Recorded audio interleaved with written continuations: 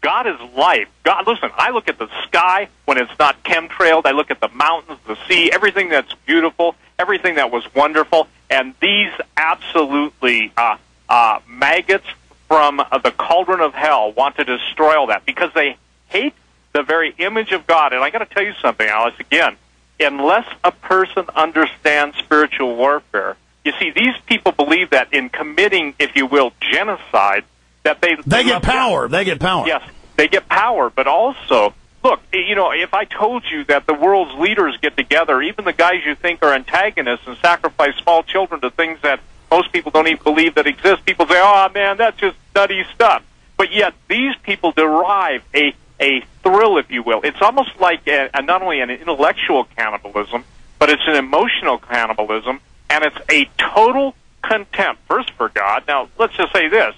For even the atheists and agnostics, they can try and say, well, everything is chemically determined, and free will is just nothing but a response of different proteins to different forces. No. The bottom line is, why is there this overruling, overriding, clap at our own destruction? Look, isn't it amazing that... Why are the globalists so obsessed with behavioral psychology and programming us and showing us acts of murder and violence? They admit to program us and acclimate us. Right. They're desensitizing us to the great kill that's coming, okay? Listen, Alex, I have wept. My heart is broken for what's coming. If one person, two people, 2,000, 200,000, 2 million listen to you and they're not one of those... See, I told a guy once on the air that was giving me a hard time on another talk show. I said, look, the difference between you and I, and this person was arguing it'd be good for all these people dying. I said, yeah, that's in your world. In my world, life is precious. Life is wonderful. Well, no, I mean, most Americans, even if they agree with us about the New World Order, they go, but we are overpopulated. I mean, even the head of the 700 Club said China needs to have abortion. It's of the Lord. We must do what the government says. I mean, that's how sick this perversion is, that it just pervades everything. Don't they understand that if one person's life has been devalued, everybody's is? Absolutely. And see, I would want to take on that spokesman. You know, as a matter of fact, I debate him publicly. I know who said that. I would also tell you this, that the big... Pat Robertson. Yes, you and I were talking off the air. I think we were off the air, and talking about the big televangelists have already bought the lie, okay? They're willing to sacrifice the sheep because they get to keep the cash and goodies. You know, the point is that the cash and goodies, I can't even imagine what it's going to be like to basically be a pastor. Look, a pastor is supposed to be a shepherd, not a butcher, okay? But yeah, I mean, how could you betray people? I couldn't sell out even if I wanted to. It's like who I am is fighting these people. It's in my very gut. I just go with what's right and standing up to evil. It's not even a conscious thing, Steve. But with them, they just love their little pimp outfits and their fancy suits, and they love lying and being wicked. It's so deceptive. Oh yeah, and the bottom line is, but I've got the answer to that. Jesus said the love of money is the root of all evil. It's not that money is evil, but all these televangelists have one thing in common, okay? And that's their pocketbook. It doesn't matter. You can name anybody of the top 10, and they're all up there in the 100 million plus bracket, okay? But they go to Las Vegas and own racehorses for the Lord. You got it, you know? And the point is... Yeah, see, for me, money is nothing but fuel. I need money so I can be strong to fight them if I need to defend myself and to pay my employees. But other than that, it is actually a hassle. Things are a hassle. They annoy me. Dealing with them annoys me.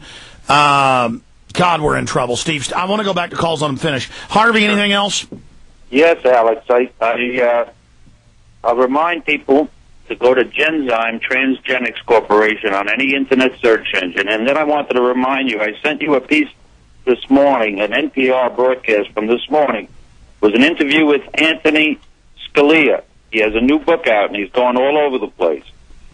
First, he said that George Bush I is a wonderful gentleman.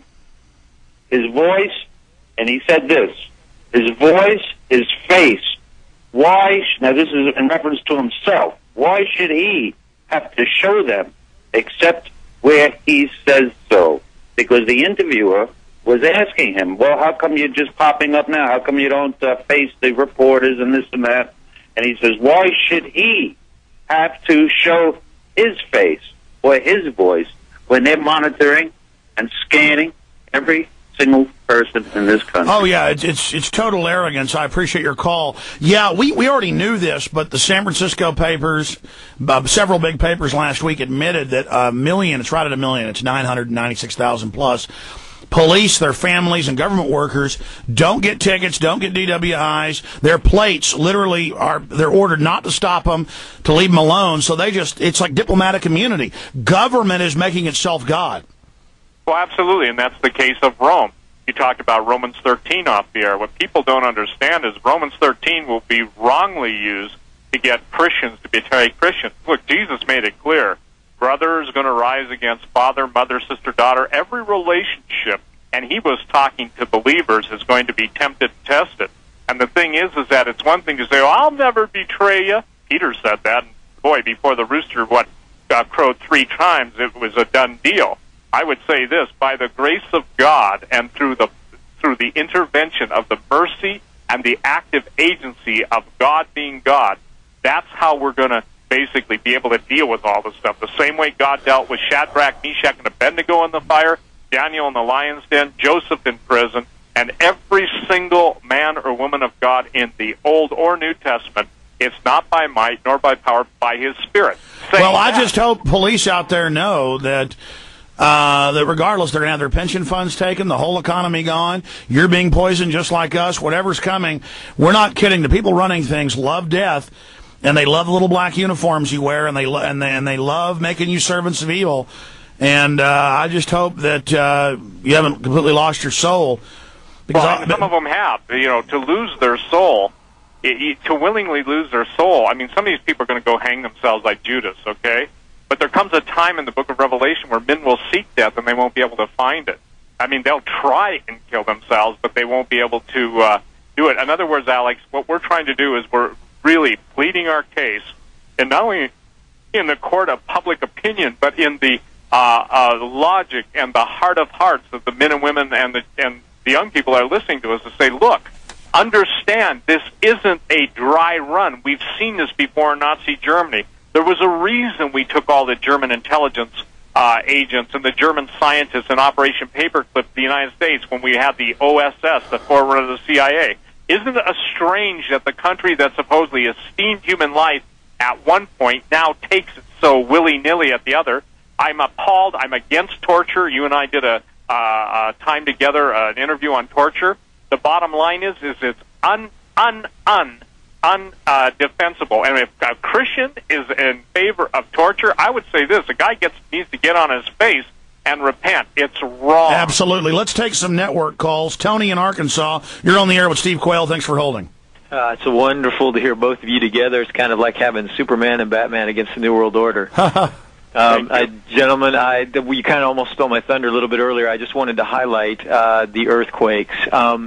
Tuesday night, April 15th, just this one little sentence I'd like to read you from a news report. A number of people living in Indiana towns of Kokomo and Logansport reported seeing strange lights in the skies, hearing what sounded like a huge explosion, and seeing a giant fireball. Now, that was Tuesday night. It continued Wednesday and Thursday and led into the earthquake on Friday. That is a smoking gun. Meanwhile, Dallas News is showing giant blimp-like UFOs, guaranteed government. They are just involved in all sorts of bizarreness right now. Well, yeah, and as you both know, Nick Begich, and you guys have done things on HARP. HARP, when they heat that ionosphere, it produces a minor sort of, I want to say, northern light. A lot of times it even ignites. Yes, and there was the smell, they said, of ozone, and that is, to me, a smoking gun that they are introducing these earthquakes, and absolutely, it could be indeed, and you guys comment on it. My fear is that one of the executive orders Bush has handed down in the last 2 years was that in the event of natural disasters as well, massive enough, he can that's PDD. That's PDD 51. That or any reason.